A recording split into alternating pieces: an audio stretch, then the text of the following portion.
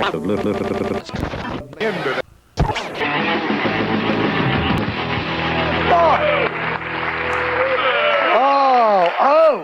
Now, as I said before, Saddam Hussein is the first guy to wear a yellow suit and a mustache since I think it was the Steve Harvey Showtime special in '93. That's not the point. Who cares about that? Should we be going to Iraq? Yes or no? Let's hear some answers. Yes. Why? Why? We should be in Iraq. We should be in Iran. We should be in Saudi Arabia. Every country where you can make $1 million being a bikini waxer. All right. How about you, fella? You said yes, too. Yes, absolutely. We should be in there, man. Okay. Revenge. Yes. Payback. Payback. That's it. Do you think 9/11? You think there's some Al Qaeda connection there? Of course. I don't know. I mean, $100 billion on a war when all you need is $2 to put a bullet in Saddam Hussein's bean and spend the rest on the after party, baby. Sure, but look, have you noticed? They should kill him. They should kill him themselves. Don't you think the Republican Guard should just say, look, Saddam, there's nothing personal, but this is getting serious, and blast him? You tried doing Well, you have to force like what I did the gun. Who's going to have people kill their own people? You just can't do that, man. What are you talking about? That's coming from him, a black guy. But that's what I'm saying. You So can't. your project will have 10 But cases of the Lord. no leaders. I'm not talking about the. Well, they're killing each other. The Lord, you know what I mean? Yeah, that's what I was trying to make a joke out of. I not only knew you mean, I said it first, but go ahead. Well, you can't. If I didn't like Al Sharpton, I wouldn't have him killed because he's black. So they can't kill Saddam because they're Saddam them. Well, we know when you let. We knew that. We knew that when you let OJ off. Now listen, this is why OJ wasn't guilty. It's the same get him, thing. Jim. Who's sticking to him? But who's going to have the balls if you're in a room with Saddam to make the first move? You know what I mean? That's true. Are you going to do that and nobody backs you up? And Then I'm what are you sure going to do? people thought they should have killed Hitler. The director got that. They tried to kill Hitler. I mean, their own people, but it's hard for you to kill your own people. It's ridiculous. The whole country hates the guy. We should keep war where it belongs, Compton. It's like people understand this, man. You know what though? But they've been framing the debate so that if you disagree with this, then you're un-American. You know, that's not true.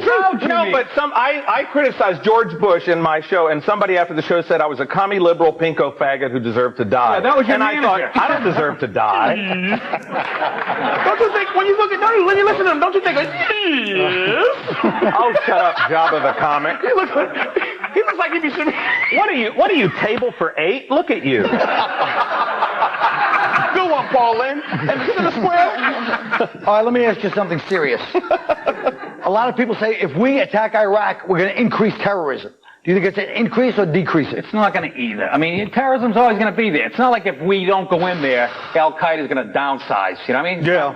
How many terrorists do you think there is, man? What do you think there's a whole country? There's only a couple of dudes, man. It's a gang. They caught the dude that looked like Joey Buttafuoco, and they said that whole thing is finished. And Saddam's, the other dudes around the corner, the Bin Laden dude. So whatever, man. We got to destroy something, right? Remember, listen, man. Yeah. Remember, okay, World War II. Wait a minute, there, sweetness. Say what you want. He's all excited to get out his ad-lib written jokes. Now, look, here's what I'm saying. In World War II, right, we bombed the Asians, right? The Japs. The Japanese We didn't hit the other. Listen, will you listen to me? No. Here's what I'm saying. Let me finish. They bombed the Japanese, right? And you think you're Cornel West? Well, now listen to me. Another nice Negro. That was a good one, wasn't it? But we've been gangsters for the last 50 years after that. Gangsters or gangsters? Who are you talking about right now? Well, I'm on a white show, so it's the ER. So look, we bombed them, and we've been gangsters for the last 50 years. Yeah. So we got to do something atrocious. To let people know. So we can be running stuff for the next 50 years. So we cannot let them get away with them. When I say them, whoever did it, after they flew the planes in the building, people were watching. You gotta smack them down, and then we can relax for the next 50 years. That's all I'm saying. That's a good point. This is like getting a history lesson from Belushi in Animal House. We killed some Asians. That hurts. The truth of the matter is, though, look. Nice to be on your show, by the way. Thanks. Right now. Jesus Christ. Man. It was a very long Shut up. for a short Listen. turn. Well, you cut me off. Go ahead. Who? I am? Not you, sir. You know, guys, I really feel that, what about Saddam Hussein? Let's talk, what happens if we don't go? What's going to happen? We bomb France. Well, should we bomb France or should they just mind their business? Well, he wants to bomb somebody. He wants to go in so bad But he it's can't not, stand it. no, it's not Bush, it's just war lust. That's ridiculous. That's too simple, you know what I mean? But I'm saying, do you think, for example, we have to get a bunch of these countries on our side, like there's a lot of countries left over, that we do have to get on our side. Do you think we should just go in and quit pretending? They got their own interests. I mean, Look at the coalition they've got. They've got Britain, they've got Spain, they've got Bulgaria. That's not a coalition, that's a circle jerk. At the same time, this isn't the first time that Europe has been passive while a Jew-hating tyrant with a weird-looking mustache, who kills his people by giving them gas. Obviously, I'm talking about Chef Boyardee. Never again. I knew it. Never do my again. history lesson. Blaming it on my people. Now listen. Oh, you. What happened to her? Yeah. Who do we have to get on our side? What countries? Cameroon? Who we got? Cameroon. Oh, geez. Guinea. Don't piss them off. You can speak to Guinea for us, don't you think? Absolutely. I don't know what that meant to you, Why do Irishman. we even need permission? I don't know. We don't, that's the whole thing, is our country is so weak now. Everyone's like, the public's not into it. Yeah, The old days, they go, look, we're going, Roosevelt would say, look, a war started 2 days ago. You might have heard those bombs. That was us. You people can help by minding your own business and shutting your traps. Right. You know what? I don't know, though. I mean, the whole our way or the highway, What's wrong with that? it just bothers me. I mean, Why it's like does that because there's the whole world, or you know what I mean? There's the Yeah, whole but world they, to obviously consider. they have their own interests, just like we do. I mean, look out is for the themselves. UN, I mean, some people say the UN is like a battered wife. The bitch just don't listen. You know what I mean? So, I mean, are we going to have to pay attention to it, or what are we going to do? I mean, are we totally alone? All right, let me tell you something. First of all, Who said that? Ike Turner? what's that? Let me tell you one thing. I don't want this to turn into some anti-Arab versus America thing, okay? That's why we say evildoers, because we want to keep it vague. That's the politically correct way to say it. Evildoers, just people that do evil.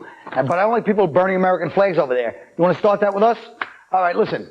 Next time I see American flag burn, I got a picture of Casey Kasem. I'll burn it right here. Casey, yeah, he's Middle Eastern, that's right. And it's not nice to throw scurrilous remarks around, but this son of a bitch is in it up to his ears. And I have proof, documented proof in my office. I'm going to bring it down. Casey, listen. Oh, he's an Arab. Now listen, Casey. If you're listening, I'd like you to come down to 26 Federal Plaza. No one's going to do anything to you. We just want to re-register you. All right, we'll be right back.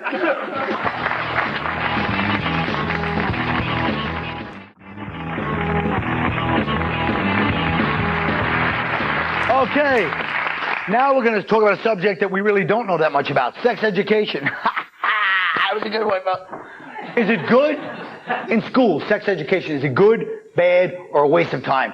Now, people have asked themselves the same thing about this show, but I don't want to talk about that right now. Be that as it may, let's talk about it. Is sexual education the responsibility of the parents? Should the schools interfere? No, you should learn it in the streets, like everything else. In the alleyways and the gutters and the cars of life, baby. Well said by a black man. Now look. The streets really have a bad rap. Will you stop Yeah. talking? No, good. I was just adding to this. Pointing to them. Yes.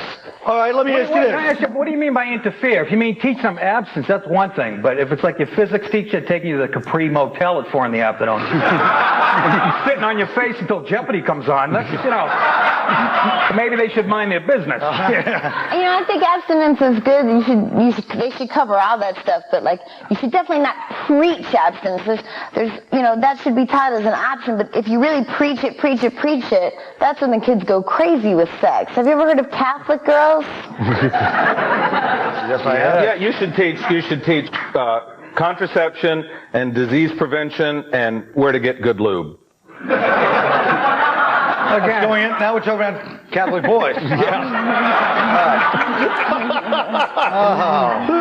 But I don't think parents really. I mean, like I said to my mommy, I said, "What does it mean when two people do it?" Yeah, mommy. When I was that big, I said, "What does it mean when two people do it?" And she said, "It means the macaroni and cheese is almost ready." I mean, they don't know what to say, I think that's a pretty good metaphor, actually. There you go. What about this? Okay. In England, this is a good statistic, and you're an English expert. Yes. Over 100,000 kids under the age of 16 are in a program encouraging them to experiment with oral sex instead of intercourse. Should we try that here? The only thing, it's England you're talking about? Yeah. The only thing oral they should be encouraging is hygiene. I mean, you ever see a chick's teeth from Liverpool? Looks like the rough at Augusta National. Again, trying to get the joke out with 8 people. He knows my girlfriend's from Liverpool. I know, he knows your girlfriend's from Liverpool. That's a direct attack. If they're going to teach oral sex, they ought to teach technique. Look what you know, because every one of us has had we've all had a bad Hummer. Yes, that's true. Amen. This girl. I forgot. Let me tell you, if parents, when you say learn it in the streets, I'll tell you a true story. Maybe this will spark something. When I was like 10, this is the greatest thing of all time. My friend's father used to, and he only went with the hottest girls. He would have them strip them naked and have me and my friends fool around with them, like make out with them and feel them up and everything, you know? I swear to God. And I kept coming back like that night. My friends were like, hey, let's go watch what? I'm just saying nuts, you know, we get like, you're crazy. So I kept coming back and bothering them all night. And the next day, my father had to come pick me up. And he goes, your son's really interested in sex. And then it was like dead silence for me and my father for like the whole walk home. Nothing. So, I mean, now do you think that was... moving. Thank you. I'm crying inside. Thank you, Jim. Maybe you can get me one of those Lucille Lortel downtown theaters of yours. Do a quick one-man show at Barrow Street, you son of a bitch. Now look. But don't you think that was actually healthy? Not the part where I was ashamed of it, but the part where we're actually doing it. Don't you think a guy like that is... So you're saying your best friend's father's helping you get laid at like 12? That's not healthy? Laid at 10. He was letting us fool around with this... I'm saying, I'm telling you, sir, with the greatest man who ever lived. Yeah, obviously. How did you guys learn about sex? Anybody have a little anecdote? I was lucky. You were lucky? What happened? I had 3 older sisters, so, you know, I was lucky because they were whores. I was taught that, I mean, you know, my mom said that it had something to do with the man planting the seed, so sex for me was always associated with yard work. Yeah. You know, it's like I see a lawnmower and I go, oh my God. That's right. How about you, fella? I just had regular sex, man. I mean, nothing special. No thumbs in the butt and I didn't ask. If anybody has sex with you, they have to find your genitalia first. Ooh, really? Be easier to find the Lindbergh baby. Way to keep it contemporary. Yeah, great.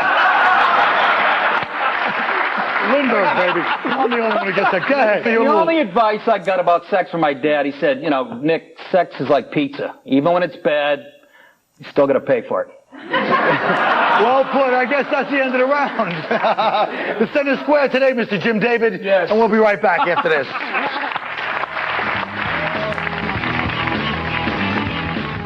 Oh, thank you. There's been a lot of negative press about Armageddon.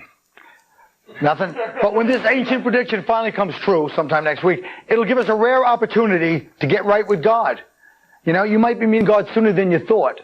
So, since none of us really knows which God's going to be waiting for us, you better be prepared for all of them. First up is the notorious B-U-D, Buddha. You say the name, you immediately think of a religion that seems cool, but then you find yourself sitting in the lotus position with a couple of dysfunctional vegans who are only doing this because their learning annex instructor said it's a good way to meet singles. If you judge a religion on its teachings and not by the indentation its leader leaves in the sand, Buddhism may be for you. Hinduism is all about the reincarnation. I recently found out that in one of my past lives, I was a Roman transvestite. They called me Ben-Hur. Nothing? Ben-Hur, they said. Hindus have too many gods to pray to. That's the problem with them. When you want to switch, it's like changing doctors. You go to your elephant god. He has to send the old charts over to your new guy. You know how long that takes? You call up the elephant, where's my charts? He's like, hey, I only got 2 hands. He said, I know, that's why I'm going Vishnu. He's got 11. I guess that joke would work better. I'm not an expert. If there were more than 2 hands on the Vishnu right there. There's only 4. I said 11. I was raised as a Catholic. You can say what you want about us. People put all the blame on the priest. But when you're denied the godly pleasures of the flesh, and then a line of smooth young boys is kneeling in front of you with their mouths open, all right? That can bring out the French house music all night long in any one of us. Now, suddenly, Father Brian sashaying around the altar like Giselle Bundchen on the Milan runway. Father Flaherty's on the pipe organ blasting out, It's Raining Men. Nothing? All right. This brings us to the Jews. Everybody has an opinion on the Jews. They're like the blacks in the sense that when you choose to express that opinion, you shut the door first and lower your voice. The chosen people are guided by the teachings of the Torah and the Hollywood Reporter. Use caution around them with food. They tend to become agitated by it. The Jews are successful. They evoke a lot of anger in people, and it's still a debate whether they bring it on themselves or it's just good old-fashioned player hating. The tragedy of Israel is that if this thing goes off, they will be hit in a devastating attack that will leave their businesses, buildings, and housings decimated. The good news, they're covered for most of it. Islam is the Oakland Raiders of religion. There are many kinds of Muslims in the world: Sunnis, Shiites, and the Wahhabis. Now, not wannabes, I said Wahhabis, all right? How can I put this politely? The Wahhabis are the big newsmakers. On the positive side, the Islamics always take care of the poor. They're not materialistic as a rule, and they follow their religion closely. Hopefully not as close as the FBI follows it. But anyway, let's face it, nobody wants to stereotype a whole religion. But when you leave my church, they say, go in peace. And when you leave the mosque, they say, everybody with a knapsack, stick around. I got to talk to you about something. It's funny if you say knapsack instead of knapsack, by the way. If you're getting into comedy, we kid. But the truth is, if you want to jump on the Islamic bandwagon, just don't park it near a school. That's all I'm saying. Now, I know there are some... Wow. I know there's some fake intellectuals out there that say religion is the reason for all war. That's ridiculous. That's like blaming hip-hop for all the violence in music. Bad example. Religion is like anything else. Religion is corruptible like anybody else. In fact, like me, I'm corruptible. So send me $20 to the show, and if I die first, I'll put in a good word with you, with whoever's in charge. Thou shalt not change the channel, or I shall smite thee.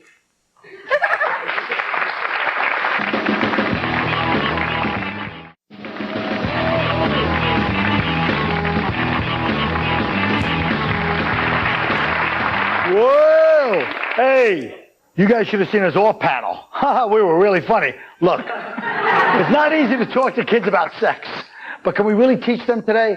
Cable TV, the internet, by the time they're 12, they've already seen things that Larry Flint wouldn't allow in his garage. So here's your task. Take your experience and give the kid a sex talk. How about Patrice first? Well, thank you, sir. My sex talk would be with my little girl, Sweetie. You know, I know it's not fair. If some little boy plays the piano at 6, he's Beethoven. If some 10-year-old retarded boy learns how to count matchsticks that fell on the ground, he's Rain Man. But when a 15-year-old girl likes to have sex, they call her a slut. And that's not what she should be called. Call what she really should be called, a prodigy. Keep